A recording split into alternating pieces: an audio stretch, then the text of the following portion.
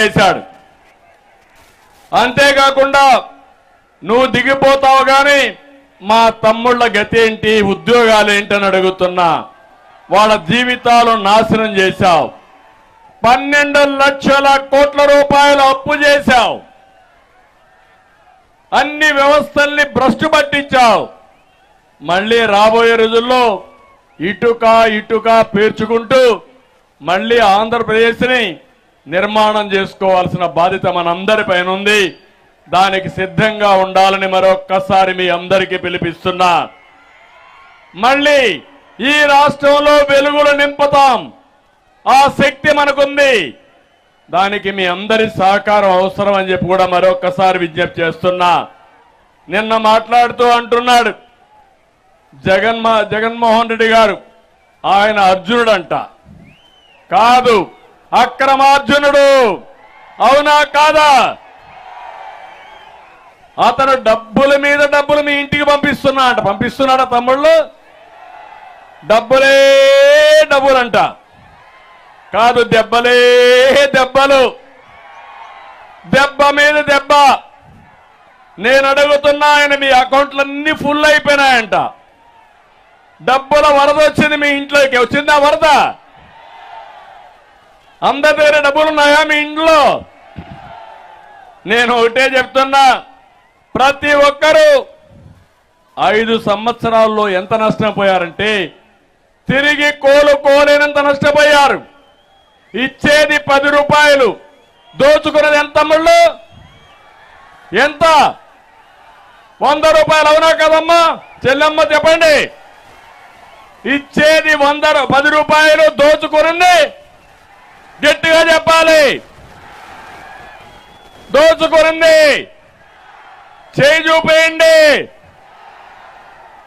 అది ఎట్లా అని మీరు ఆలోచిస్తే 9 సార్లు కరెంటు ఛార్జీలు పెంచాడు. పెంచాడా లేదా? 200 బిల్లు ఎంత అయింది? 1000 రూపాయలు అయిందా లేదా? అంటే 64,000 కోట్ల రూపాయలు ఒక కరెంటు ఛార్జీలో పెంచాడు. పెంచాడా లేదా అని మిమ్మల్ని అడుగుతున్నా. మద్యం పాపం మా తమ్ముళ్ళు మందుబాబులు ఇక్కడ కూడా ఉంటారు.